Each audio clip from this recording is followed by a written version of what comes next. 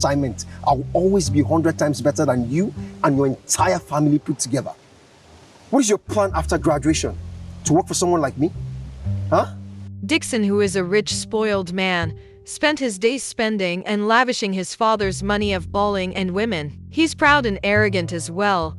His friend tried talking to him about how life should be, but he doesn't listen. Mr. Shola, who is Dixon's father, always complains about his character, but he refuses to listen to him either way. Dixon goes to lectures late or misses his lectures. He is known in class as the unintelligent and arrogant student. Kimberly, who is a very intelligent student but from a very poor family. She takes everything about life seriously. Mrs. Adams, who is a lecturer, paired Kimberly and Dixon for a science project. Kimberly asked Mrs. Adams to change partner, but she refused. Kimberly and Dixon met the first time and things escalated blandly between them. Kimberly, knowing how arrogant Dixon is, told him she will not work with him on this project. Dixon also agreed and told her he can pay anyone to do the project work for him. Next day, Dixon came to the science laboratory for the project, but Kimberly was nowhere to be found. Later that day, he met Kimberly and complained why she was absent. She told him he came late and the class was long over before he came,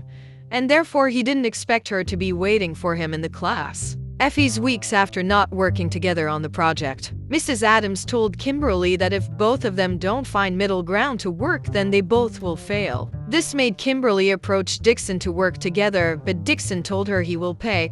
Dixon threw money on her to work on the project on his behalf and also told her he will pay Mrs. Adams for being absent. You think life is about carrying these books and carrying a stinking attitude around school? Let me tell you something. You're not worthy of tying my shoelace, and even if you tried, you'll never be able to catch up with me. Dixon got home and his father attacked him for selling one of his cars and spent the money. The car that Mr. Shola used as his company car was what Dixon sold without his consent. Mrs. Shola tried her best to separate both the husband and son, but it was really heated and bad. Mr. Shola asked Dixon to leave his house and never return until he provides his car. Mr. and Mrs. Shola has deep conversation about the situation, but Mr. Shola refused to accept any pleading from Mrs. Shola. Kimberly was in class and didn't see Dixon in class as usual, but waited for him till night. Kimberly later found sitting all alone without his car or his usually well-dressed self. Before Kimberly met Dixon, he contacted his friends to help him out with accommodation. But all his friends rejected him and refused to help him out. Some told him to sell his Apple phone. Some told him they are not friends. That left him stranded. Dixon wanted to sleep in the classroom. That was how Kimberly saw him and offered to help him since they are partners for a school project. Dixon got to Kimberly's house and continued to be rude to Kimberly, asking if this place is a hen coop. Kimberly offered him food and he said the food is for poor and street people. I'll always be here and you'll forever be here. Do you understand me? Keep seeking validation from your lecturer. By the time I become your boss and start paying you what? 200,000 naira. Your eye go clear.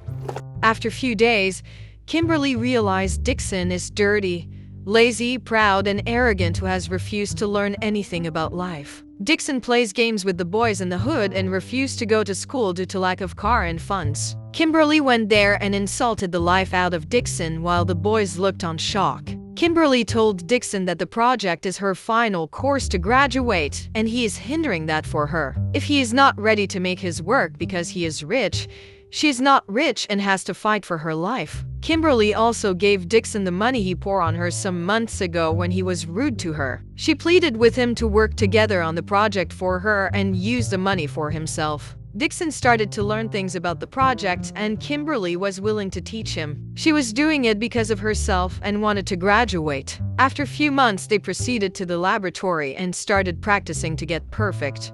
You know what? What am I even saying? Take. That's 100,000. You near my premise. Dad. I will tell the security to treat you like a criminal. Am I understood? Daddy, please. Get out. Please. Stop. You get out. Get out. Dixon tried going home to get money, but his father got more angry with him. Mr. Shola asked him to provide his company car or money or never return to the house. Mrs. Shola tried pleading, but her husband refused. Dixon got angry and left empty-handed. After the practical came the theory part of the course, and since Dixon is not intelligent, Kimberly offered to teach him the course. They both started learning together. After a few weeks, they both attend classes and revised their notes together. They wrote their exams and waited their results. Dixon contacted his mother for some financial assistance. His mother gave Holmes some money to feed himself and told him to try and apologize to his father. Life has been very hard for Dixon, so he agreed to do it. His mother organized a surprise good dinner and invited her son to apologize to his father. Dixon came with Kimberly, and his parents were so surprised to see him with a lady. Immediately, Dixon went on his knees and started apologizing and crying for help. He explained his predicament and his unfortunate behavior towards his father and the company. Kimberly also went on her knee to apologize on his behalf. Dixon explained he is now a changed man. His father saw the sincerity in his apology and accepted him back on a condition that he passes his examinations. After a week, their results were in and Dixon came back from campus and reported to Kimberly. Dixon passed all his exams and was very proud of himself for the academics' excellence. Kimberly and Dixon continued to be close and become a couple after he proposed relationship to her. Take it out right now. What? Take No! No, Then you no, leave no, here. no, don't do that! Don't do that, Dixon, please! Dixon went home and his parent accepted him wholeheartedly after announcing he passed his exams. The next day, Dixon came with Kimberly and reintroduced her to his parents as his girlfriend. His parents were happy with his choice because of how she helped him reform his bad ways. They accepted Kimberly and blessed their union. Thanks for watching. Did you enjoy this recap? Subscribe for more movie recap. Bye.